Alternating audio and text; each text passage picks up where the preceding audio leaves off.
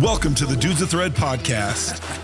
The Dudes of Thread podcast is here to open your mind when it comes to specialty embroidery, applique, patchwork, and multimedia. From ideation to design to sourcing, we want to help you help your customers elevate their merchandise. We've done the research, made the mistakes, and are excited to share this nerdy fashion content. Join us as we decorate our way to creativity, one stitch at a time.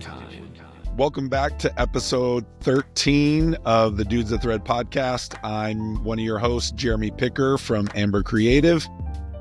And I'm Joe Kramer with Amon. Man, we're so excited to do another show. I can't believe 13.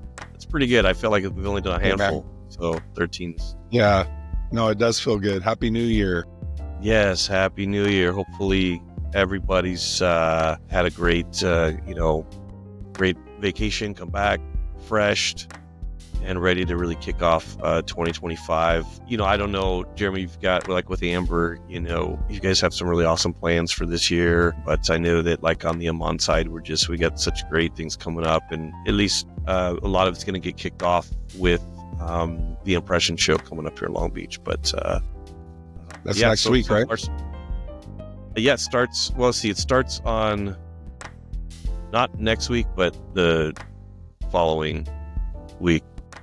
So it starts, I think we start flying in on that like 20 something, because the show's like 23rd, 4th, and 5th or something like that. But the first seminar that I'm teaching is, I believe, on the 22nd. I don't want to misquote that. I'm not looking at it right now. Yeah, it's been a while since I've been there. It's probably 3 or 4 years. So yeah, I miss it. We have to convince you to come out somehow. I know there'd be several folks out there that'd love to see you. Yeah, I mean, just being able to see, I would say Long Beach is a little different. Like there's a few vendors that aren't anywhere else just because they're in California. So right, that's always fun to find someone new. But just networking with fellow nerds is pretty fun. Right, and plus like the West Coast based companies, like, yeah, you're going to see these companies setting up booths at other shows on the East Coast, but the real big booths are going to be, typically to their closest. If they're in LA or based out of LA, you're just going to see, they're going to throw everything at it in the kitchen sink. Yeah, there's some big ones. Yeah, so it's real nice to go out there and see them with all the work they put into it. And they're just so proud to stand there. Their huge castle booth behind them, and talk with the folks, and that's what it's all about. So if you're out there and you're thinking about going, and you haven't gone, or you're on the fence or whatever, first off, it is worth it to go. It's a lot of fun, depending on how long you've been in the industry. I would recommend various things, but if you're a newbie, then right off the bat, you're just going to have like sensory overload, because it's like just the displays of everything is just so awesome. And pro tip, don't take every catalog and free merch that you can. You will see some of the people that bring suitcases and they love it. It's kind of like going to Costco. You get free samples, and I get it, but after so long, it's the same old stuff as far as the free stuff. So you don't need all those catalogs. Go digital. Yeah. Come on. Right. 24. Exactly. I mean, there's definitely some reasons why I'll go, and that's, as more and more companies continue to ride the sustainability train, which is obviously the responsible thing to do. There's still a lot of those, like, for example, I tried not to get catalogs, but I will always try to go get the color fabric samples for that particular line. Swatch. Sure. So because you're going to have most distributors, whether it's, the top, between S&S Alpha, Sanmar, etc., you're going to have a lot of those color cards available with your local, or at least the closest store to you. And of course, Sanmar's happy to just, get a hold of your rep, they'll send them out to you. But there's definitely going to be those little pockets of boutique lines, that you want to, it's just so much nicer if you actually have, the fabric samples in your hand that you can match to a PMS. And that's one of the big reasons to go and to collect those things.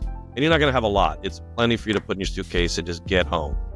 But Jeremy's right. Bring comfortable shoes. They don't really have, if they do have like lockers, I'm not aware of them, so just try not to carry any more than you absolutely have to out of there, because by the time you get back to the airport or your car or whatever, you're just going to be like, I just want to throw all this away. I'm so frustrated because I grabbed too much stuff. Yeah, and take pictures of their business cards or whatever, and then give it back to them, like you don't need that more paper.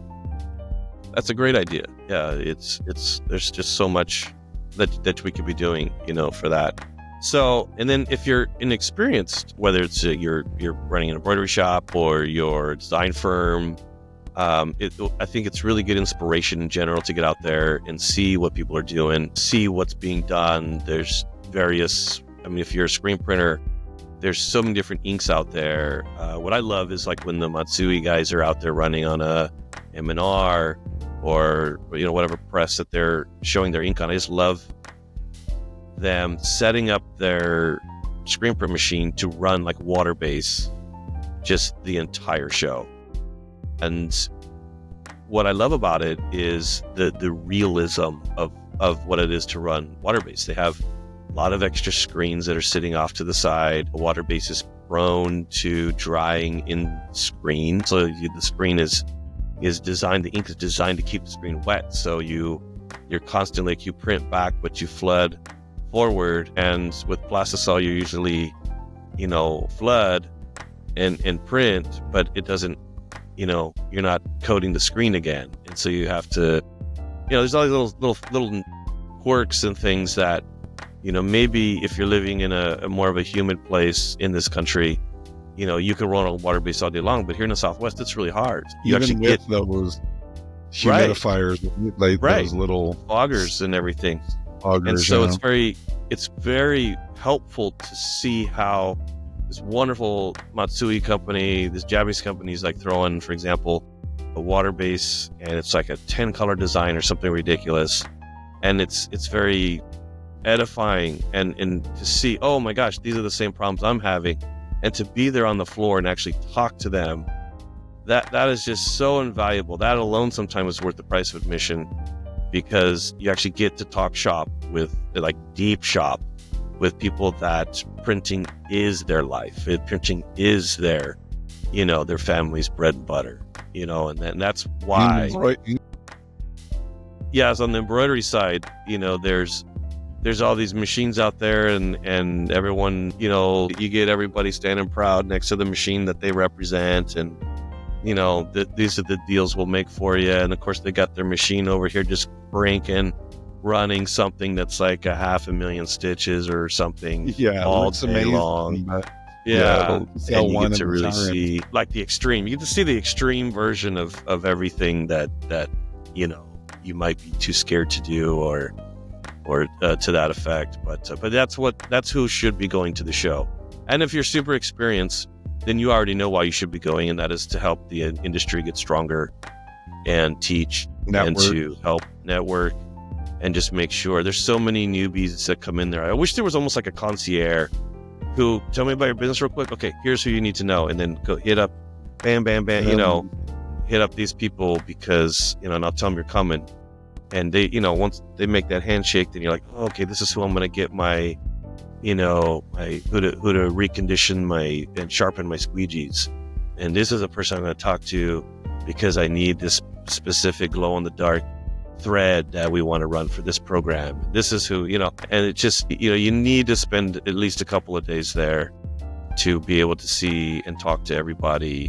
And of course, just keep in mind too, on the last day, they shut down a little bit early. So, and you want to make it for happy hour. Some of the big booths have hors d'oeuvres and drinks, and that helps that's true. Your feet are hurting, but it helps it. Or they'll be handing out like VIP tickets to like a bar across the street where we're all going to meet at or something like that. And there's always something going on at Impressions Long Beach. That's for sure. PPAI is next week too, so it's going to be a busy month for trade shows. It sure is. So what have we got for the people today? I think that as I was talking to Jeremy earlier, he was mentioning that he's rustled up some really fun pieces to talk. Yeah, part of being able to be creative and give ideas and come up with concepts for your customer is, like I always talk about, filling your mental library. You want to know what's out there. You want to know what's possible, because you never know when you might need to recall that to suggest something cool and different for your customer. So I have on Instagram, TikTok, I have a swipe file on my desktop. When I see cool things, whether it's on Pinterest or just in my day-to-day, I just pull it off and make sure I store it. That way I can come back and share it. So this, I just pulled like 10 or so that I really found interesting and, aesthetically pleasing. This one I love. This is by, I always call it Loewe. I know it's the luxury brand. It's like Loewe or something, but they're a luxury high-end brand. And these little tiny stitches, this pattern, it almost looks like seashells or sea anemones on the ground. It's like, it's like a starburst. I love that little detail, and you might not see it far away, but once you look close, that's like super intricate embroidery. It's very interesting. I do like it. It kind of reminds me of almost like an asterisk hashtag kind of a thing. Almost like a star pattern too. It's got a lot of character to it. Yeah. And if you notice, it's a 50% offset, so it's stacked in like bricks. It's not how could I describe it better? Like it's not solid fill, right? Yeah, it's not just there's no voids.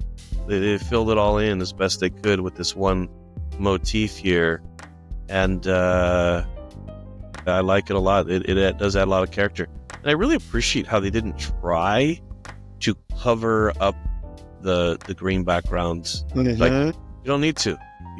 Just let it naturally kind of show through a little bit. I think that kind of gives it the illusion, right? The impression that it's it's not perfect, but it's still intricate crafted and detailed and creative. Right. Not I don't know. I think that there's too much emphasis on trying to make things perfect, and it doesn't always need to be. For example, her lovely queen face over here looks like her eyes are a little, one's going north, the other one's going west, but if she's with the Suicide King, she might be going a little crazy stuff. But I like that about it. I think that it's got some fun things happening, and the other things like the spades shapes, and it's most likely due to the texture that's underneath it. They're showing a little bit of the white through there. It's nothing about that. I would see this piece in retail and go, nothing about that gives me the feeling that it's worth less than they're asking. It just has a really nice fun appeal to it. There's more thought put into it than if you just literally take the design, solid fill, just make it look exactly like it. This at least shows that it looks hand done in a way, but also that pattern is just so unique. So I like that. I dig it. Yeah, it was fun. Well, you could kind of tell that the digitizer had fun with it. Like, I'm gonna try this, add a little of that. You can also tell too. I think anyway. This is speculation, but when they go to put the satin stitch down to border this, this digitizer probably didn't know exactly, like, should I on this area right here? Should I? How far do I extend these circles out here? So you probably see a little bit of the white fibers sticking out of the gold a little bit, just some natural happy things that happen when you're trying to get, pull something off and you're not really sure how much to put in. Do I put this much in? Do I put that much in? Or do I just do a bunch of half of those, circle shapes around the outside to get it to Yeah, it's just adds. It's so much craftsman in just this one little craftsmanship in this one piece. I love it. Yeah, perfect for Vegas next week. That would someone needs to replicate that. And of course, Abercrombie. I love Abercrombie. Is that, you think that that loose stitch, you think that was done with like wash away underneath? It looks kind of loose, but like it's still puffy, but it doesn't seem like it's solid puff, like foams under there. Yeah, I think that there's definitely something like that going on here. I can't or multiple quite see, layers. Yeah, I can't quite see underneath it, right? Like, to super confirm, but I'd like to think that's the case. They could be trying to put something underneath to get the puff.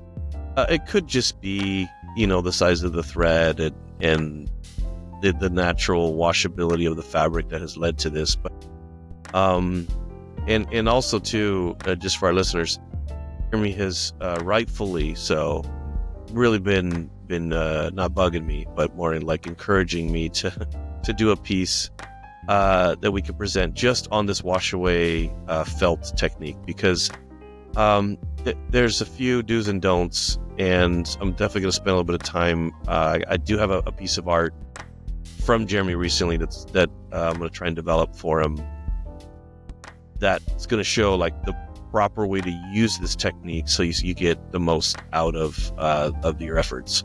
But man, is it cool when you can actually like run your finger across this puffy thread, and your brain goes, shouldn't that unravel? How am I touching this? How is this working right now? But it just has so much loft. It has loft, but when you touch it, there's nothing, right? There's no support. There's no support. Yeah, it's basically like you know what it is? It's like you pulled your shoelaces up and just let them be. Mm-hmm. It's kind of what it's like. They're just up now. That's where they live. Love, this is a unstructured dad hat, so there's not a ton of space to embroider, and the dad hats can be tricky sometimes. So I love like even the Indian head, just how loose it is and abstract in a way. Like you can see the shapes but it's really loose, and the zigzag or whip, on his head, just it opens up and lets fabric through. It looks hand done, and that it's 50 years old. So I really, there's definitely something to be said too about like your comment about like it being hand done.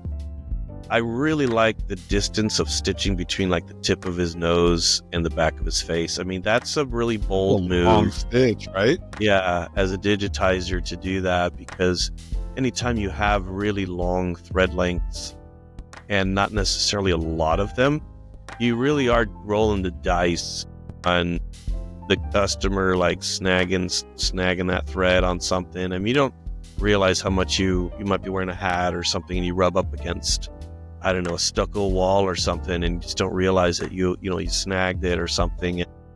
But still, even a snag would fray the thread and make it look cool too. So it's not the end of the world. But I really appreciate that about this piece, and how much of the the stitching they'll go through and sew out this segment in this cream color, but then they'll go through and say, let's see what we could do to kind of randomly zigzag some blue in here and some red over here, and it's kind of like, I don't know about what the audience, but like I like watching movies because I can see how much fun they had when they made it, and it's the same thing here. I see how much fun that they had when they went to digitize it, so I just really gets me going. Sorry, go ahead. And no, in the eyes just look like a mess. They just went all over with the eyes to make it almost like in a little knot. Yeah, you can still see it, but it's just right. It's well thought through. It is, and the eye socket, I guess you could say, in relationship to the prominent nose, that a Native American would have. All that detail is in there, and yet it's still kind of like you feel like there's a little bit of like eyes closed, slinging the brush around, playfulness is still happening. So yeah, this is a nice piece. It looks like too that all this is sitting on top of most likely a piece of, organic wool or wool felt or something like that. I don't obviously have to touch it, feel it, but I mean, it's probably less than 2 inches tall too. yeah, it's really small. And for those listening to any kind of like viscose, rayon, wool, felt, wool, I just caution because it stinks when you cut it. So as long as you can stomach that smell, it's amazing fabric. Good ventilation system, yeah. Yeah. Even if you got a good one, then you can smell it. it's just brutal. It's worse. You wouldn't believe there's something worse than microwaving fish, at work. But there is something worse, and that's laser cutting wool felt. 100% wool felt, or even a blend wool felt, still stinks. But those, as soon as you wash it, all those burn scar marks are gone, and you get a nice fluffy edge like you see here, and you get it like on the first wash. And it, heavy rewards, honestly, for such a stinky payment. What else we have? Ooh. Yeah, so this one, jersey applique, but they did the faded. So Joe's technique, the dark green is probably the natural shirt color. Right? So on the applique, and then how would you think they create that shadow effect that's not there anymore? Yeah, this is a great question. I've seen it done where, like, let's say you screen print this. Since the dark green is presumably the original shirt color, and when I say presumably is, you could see the lock. Printed, right? Yes, exactly. You could see the overlock stitch over Lock here stitch. is done. Yeah, because a lot of the dye stripping agents, or let's say discharge agents, that you would use in the screen print environment, they do usually only work for one chemistry or another, meaning it's going to be a cotton shirt, so discharge works on organic fibers, not polyester or synthetic fibers, at least for the most part. 100% absolute, but most right. And that is the same for certain bleaches and the chemicals that I use, which are this titanium sulfate that I use from a product called Yellow Go, is what we had used in mass production scenarios. Anyway, I'm basically alluding to the fact that if you're starting with a dark green shirt and you're going to have to reverse print this. Now, the challenge to doing that is lining your actual embroidery back up with your, screen print. It's not that you can't do it. It's just that you need to make like a laser cut hooping template. Basically, you need something that helps you register. Okay, I'm not expecting this artwork to be perfectly registered, but I at least need it to be mostly registered. Yeah, and for sure. For the most part, that's how it was done, at least when I was with Abercrombie. Now, again, that's not a 100% absolute statement, because there were and are times that called for something we were doing where we actually laid down wash away letters first, and then we tacked those down along with the fabric that gets sewn on here, and then we did the chemical treatment. And then, of course, when you throw it in the wash, then the wash away parts of the letters wash away, and then those wash away letters acted as a mask for the dye stripping spray technique to begin with. And of course you end up with where the letter used to be. Now we're seeing, on top of that whole situation, we're also seeing where people are laying I think film positives down. It could be a positive or negative, however, whatever effect you're trying to get, and they're spraying that, I don't know, it's like a UV activated dye stripping agent. I'm sure it's just some sort of an oxidizer or something that while left duration in the sun it will do essentially the same thing. And quite frankly, that technology is far safer than anything I've mentioned thus far, just because the dye stripping agents that I'm talking about, I mean, folks, I don't mind teaching it, but I cannot stress enough how dangerous and toxic it is. We're talking respirators, masks, outdoors only. And the reason why is just it is all organic, but that doesn't mean that organic is not toxic. Too much of anything is bad. But that's why these dye stripping agents work so well and consistent, et cetera, because this is what you can do, and you need it to be done quickly in a production environment. So I will be sharing more about this. Want to caution those who get into this that it's a really fun technique, but you really got to be safe about it. Yeah, love this one. All right, what do we got? Let me ask you real quick too before we move on to the next one. Is I could see the artist here kind of capped off the stitches here on the top as opposed to just kind of letting them curl over. I'd really be curious of what people think about that. Would and you? It almost like you almost see some dark yellow around there. So I wonder if, it might have been that wash away backing and then the actual applique on top, and then they sprayed it, because it almost looks like the yellow's faded a little bit, and then there's some darker yellow on the edges. So that could have helped with maybe the fray. But yeah, the alignment on that, there's not a whole lot of room for messing up. Right.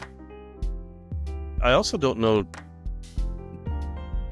like the end result too. Like, did they wash it? It looks like in some ways yes, some ways no, just because there is jersey fray, but depending on what jersey was made from and how it was cut, etc. Not really seeing a lot of curl here, and jersey is notoriously known for curling, especially after you start getting it washed and beat up, etc. So yeah, obviously, visually deconstructing things, it's got its challenges. For sure. And then Ralph Lauren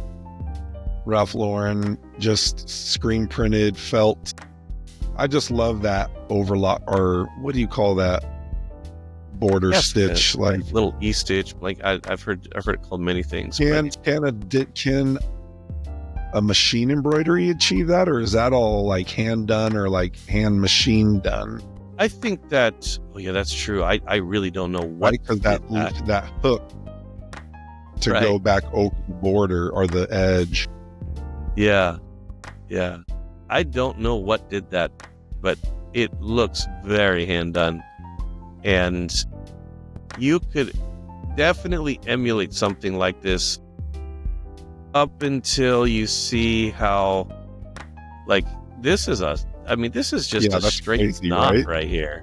Yeah, that's hand done for sure. I mean, that just looks like a straight knot. I mean, you could still get some of the emulation of this, but when you actually have this being progressively pulled over from right to left, this line right here is just, that's a mystery right there.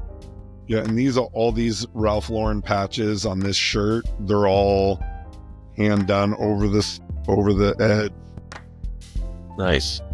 It's insane how much work they put into it. And this thing is literally like a small sleeve bicep hit.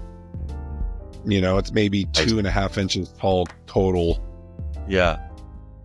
So I just love all the little details and, thinking it through. Like, I think that's the hardest part with client work, not only budgets, but time. And, they don't necessarily appreciate all these, little things. At least in the vintage realm, they're like, that looks messed up or jacked up. A lot of companies want it so clean, but, us as embroidery nerds or dudes of thread, we can really appreciate that. Absolutely. And I'm assuming this configuration has something to do with, your typical nautical theme from Ralph Lauren. I don't know. I think that one is like summit, like base camp skiing, or like. Okay, yeah. The diamond markers, maybe base camps. I don't know. When I first thought, the nerd in me is like, oh, those are toxicity markings for MSDS chemistry. Yeah, you've been messing with chemicals. I've been messing with the chemistry. You mess with chemicals without the mask, so that's why you need to listen to him for the mask. Yep, been there, done that. Please. Yeah, don't. So I like this.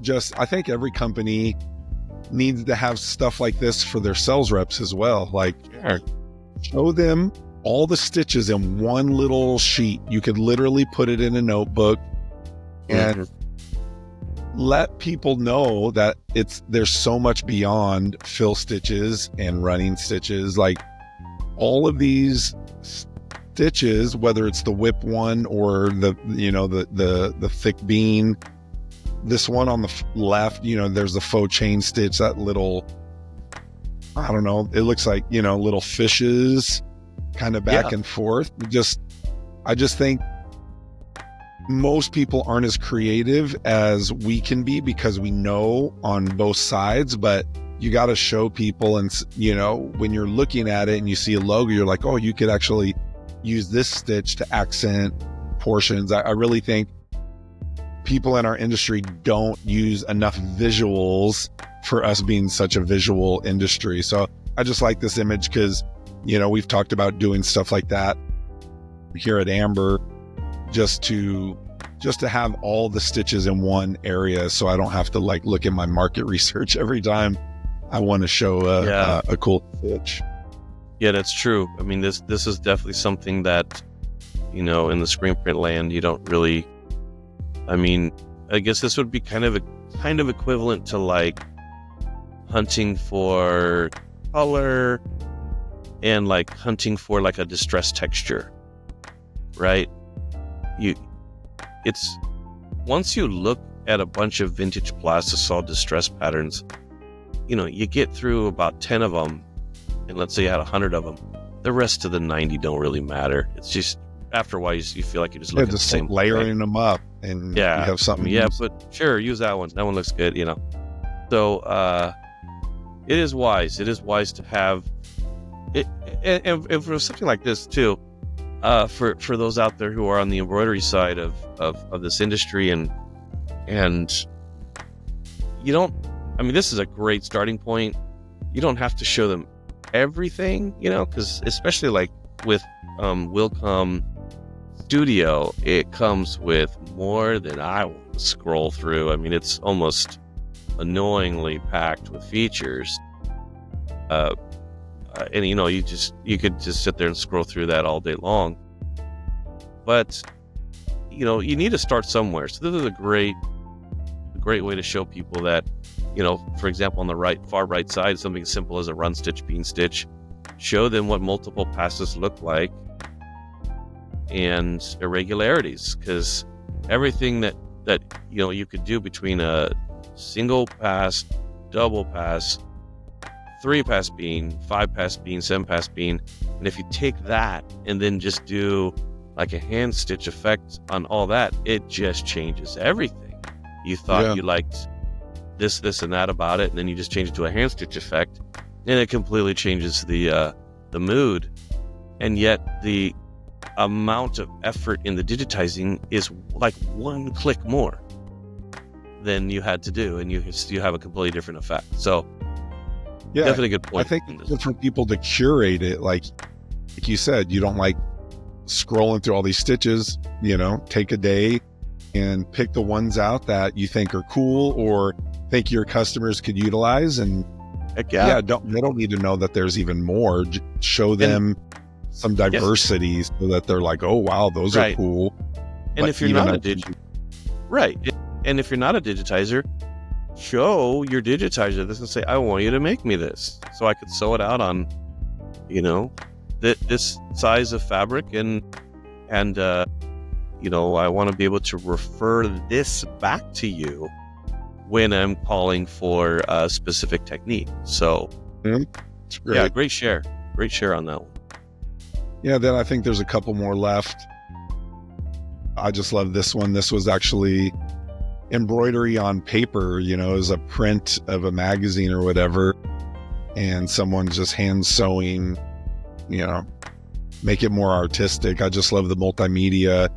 I love multimedia on apparel, but even being able to do this for a marketing campaign or a catalog, it just really gives some more pizzazz, just instead of a photo of people hiking a summit, this, brings in creativity and almost sets a mood of like, adventure or like calmness, with the color scheme. But Sure. I just love this. Let's do this. I think, Jeremy, I know with everything else we've got going on, so let's just keep working, right? Or piling on the work. But I think we should do something like this where we do this, but on a garment. Let's screen print something, or even if it's a DTF transfer, just to get the point across, so we don't have to go through all the screens and the setups. But let's. I feel like we should do something like this and see. Let's see how close we get to lining it up and running some long stitches like that, and I think that would be a lot of fun. Yeah, it would. Yeah, I love all the colors and geometric shapes. So this one's kind of hard to see. Stone Island, this is all hand embroidered. So in this Instagram post, they were showing a video of this person hand sewing everything. So Stone Island is a luxury brand. They sell their garments for quite a sum of money, but I just love all the different letters were like a different style, a different look, different colors, and it, whether you can get this detailed or not, it's just about like having, like, you can bring so much life into a graphic. That's Stone Island. This is their corporate logo, but they're having fun with it. They're utilizing it for the medium. Right. And then they're showing the process as well, which makes it even cooler because, it helps justify that $1,000 piece price. Yeah. There's a lot happening here, and I like the. I don't want to say this the wrong way and insult the artist, but it's like I really like the fearless use of color here. Just how about this bright green inside of this A? Let's try it out. Like I just feel like that's the attitude here. Yeah. It doesn't, not that it's not planned necessarily, but that's how it feels. And sometimes I feel like that's what the art needs, man. Some aggressive decisions. Let's just get this thing, get it up on the wall. We don't like it, we'll add something else to it that we will like. And obviously clothing brands, they have a little more freedom than, let's say, companies and corporations, but just seeing like, you could just take one style, let's say that blue and orange, that could just, instead of a Denver Broncos shirt, even though that blue is a little, not quite the Denver Broncos blue, but just all the letters could be that. And it just brings so much more life than a solid puff embroidery. So Right. Yeah, fair enough. Hey, that one's really cool. And real quick, sorry, zoom into that T. The Stone Island here, this guy. Yeah, so they embroidered that kind of crimson color in the background, and then came over it with the fluorescent green or vice versa, and then a nice little bean stitch on just to secure it on the outside. Obviously, I can't verify just because of the resolution, but it really does look like they're doing a proper chain stitch around the outside of it too, around outside each of the letters. You can really see it on this yellow because of the pattern of some of how that came out. But I really dig it. Yeah, so that was cool. And then I think it's the last one. This ombre, or what am I looking at here? Well, here's this artist that basically embroidered it's basically random on a sewing machine, and they obviously did it before the shirt was constructed.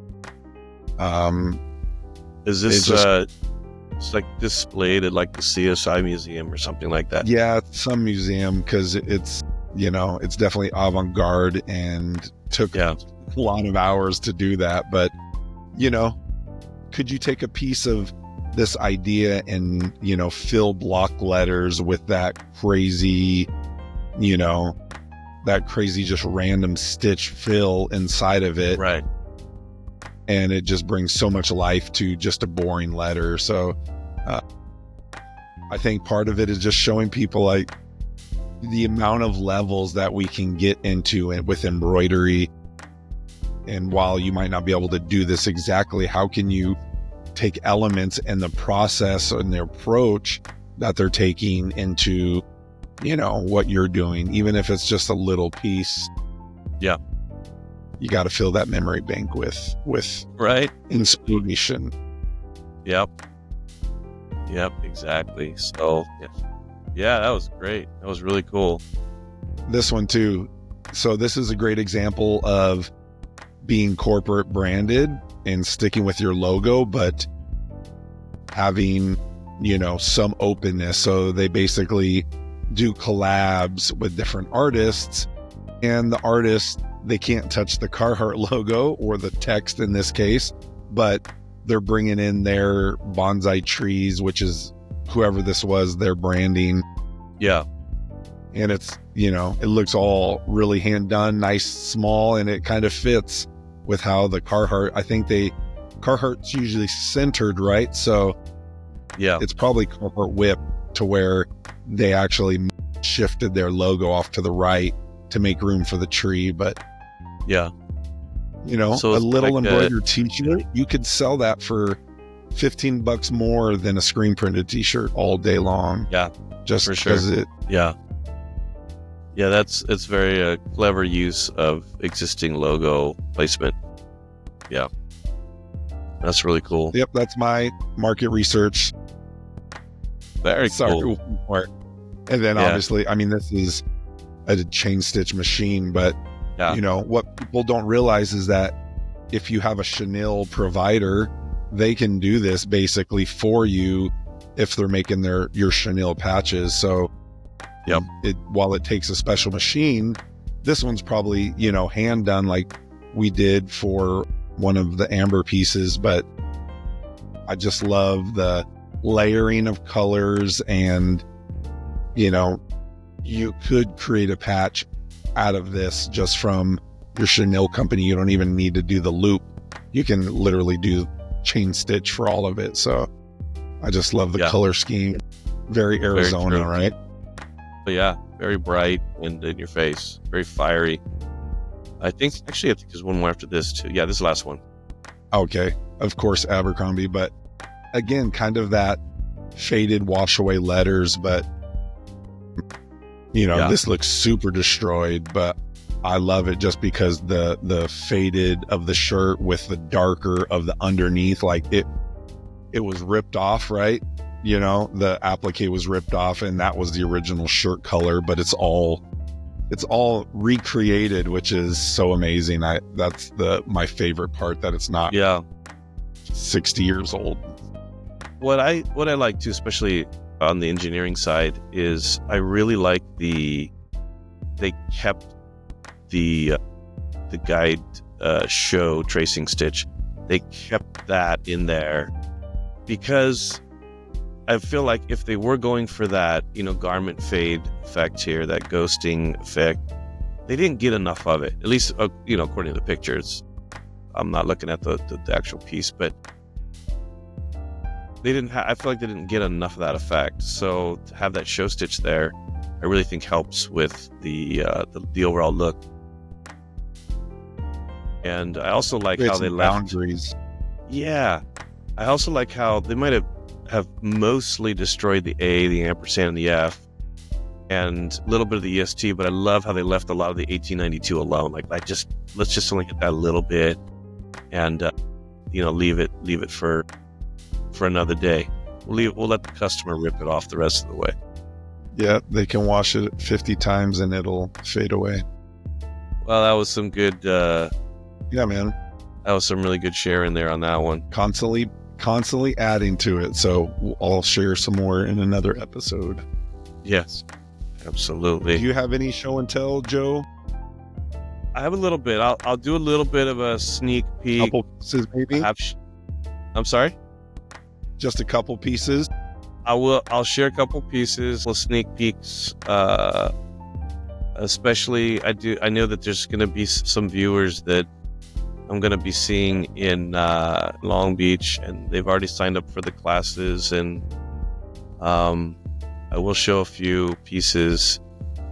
Let's see here. I want to show a good piece. In fact, I'm going to show Jeremy a piece that didn't work out. I think that's like a nice real world adventure where something just straight up didn't work out, and why, and what I'm going to do about it, etc. Just quick download these images so I can show them very quickly. But to preface this, I had a goal to create for Christmas. I wanted to get a vintage style of mascot going for my family, and so I made everyone a hoodie that had like the vintage mascot of the college they went to. And the reason why I say vintage mascot is because when you look at mascots just in general, what I find is that there's the more modern of the mascot, the more it was kind of meant for, like, I want to say like iconic network television for, pro teams and college teams, etc. And nothing wrong with that. It's just that, some of the old vintage mascots are some of the best. I just love how much character they have. And I can't speak, good enough about the experiences I've had. So I'm going to show you a few pictures of me. Let's see here with this gopher from Minnesota here. So the golden gopher, and what I'm doing here, this first stage of this experiment, is I'm just laying down a piece of canvas and I'm trying this hand stitch effect with a multiple pass, satin or like a whip stitch, if you will. And I didn't even get to putting his whiskers on when I realized this is not something I wanted to do.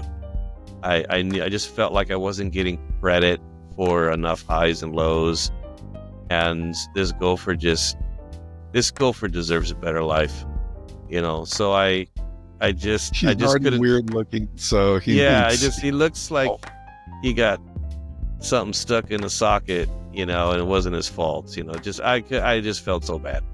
I couldn't do that to this poor little guy. Yeah, that so really nice, though. Yeah, the M turned out good. Well, it's actually, thank you for pointing that out. So the M was cool. I felt like it was just a little wimpy. So on my next revision, I turned everything you see here into a canvas applique. And then I felt like I got a little carried away on the M, because I think he ended up with a couple extra passes of whip, and I honestly think I just wasn't paying attention, and there you go. He exploded on the M. But as you all can see, I wanted to show the progress. The base canvas really hasn't changed, still same as what I was doing before, but the canvas I'm using like for his face and any of those crazy, like for example his ear, when we go to make decisions here, that I'm trying to follow this 3mm rule. Well, that's not going to happen with these real intricate pieces of art that are kind of going in and out of his ear. So basically I designed the file to where I laid all that stitching down first, then put the piece of canvas over the top, then tack it down along with all these other pieces of canvas. And then so it's a better use of your stitches and your stitch time to try to do your best to kind of blend it all in. Obviously I didn't have like the perfect golden thread to match the canvas that I had at the time, but I wanted to show our viewers that not everything works out right out of the gate. So the next iteration, because I still wasn't happy with this, was, let's see, I think I have another shot of this, but this is actually me sewing, And I shot this because I wanted you guys to see the actual pieces of rayon felt that I used. And it was a far better choice to use the rayon felt. This is the before the wash. There's no fray. You could still see the burn scarred wool felt pieces right through here. Yeah, everything's just so chewed up. And then of course our final buddy right here this is what ended up, being the winner. What can I say? I mean, other than the fixing his M on his hat, from the canvas version to switching it to the felt version, I changed nothing on the stitches. I just let it roll with different fabric, and I got this particular result. So this is the one I'm like, I'm going to show people this one. So I hope that was kind of a fun little trip down memory / mistake lane. Kind of, I don't always have the answers. I'm trying to figure them out myself. And I just love the way that this got all, like you see his foot right here. I used the laser to cut through here, but there's no way I'm gonna run a stitch down this toe, back up the toe, and then hit this bottom toe. The fabric is gonna start moving on you as soon as you get in there and you try and get that intricate. So this is cheating. This is cheat. Like, I'm just going right through his foot and I'm out. Like, that's all I did, to hold his foot down. Same thing with his other foot over here. And so this whole piece right here, yeah, you could stick your, finger or maybe a pencil or a pen, in there, and you could just stick it right in there because it's just part of it. I just cheated a little bit because that was what was in the original art. I wanted to hold, as true to I could as original art, even though I'm trying to honor that 3mm rule as much as I possibly can, for the applique. So anyway, that's our little gopher buddy. Yeah, I think that's the sound. Yeah, I think that's the sound. So if anybody's out there coming out to my classes, I'm going to have a ton. I have made so many samples for everybody to see, and to there's going to be a lot of questions about this one, and I'm going to be happy to show some of this stuff off because it's been a lot of fun, a lot of work to get to this point. Lots of stitches, lots of cutting wool and airing out the house before the wife comes home. It's nice to be able to have a laser so you can do all that in one little swoop. Yeah, it sure is. Nice, man. I think that was hopefully everyone gets some fresh ideas for the beginning of the year and carries it on to try to dig deeper and, try to give your clients something new and fresh and different. It doesn't have to be crazy, but, we want it to be aesthetically pleasing and, break away from the boring. So absolutely. Let's see what we can do in 2025 to push it. Cool, man. Oops. Cool, right. Man. I put mute on. Well, I think this is our first podcast after 10 p.m. So yeah, it worked out. It worked out good. This might be a new time slot for us. I know, right? Wonderful. Well, yeah, exactly. Well, thanks so much again for joining us from wherever you are.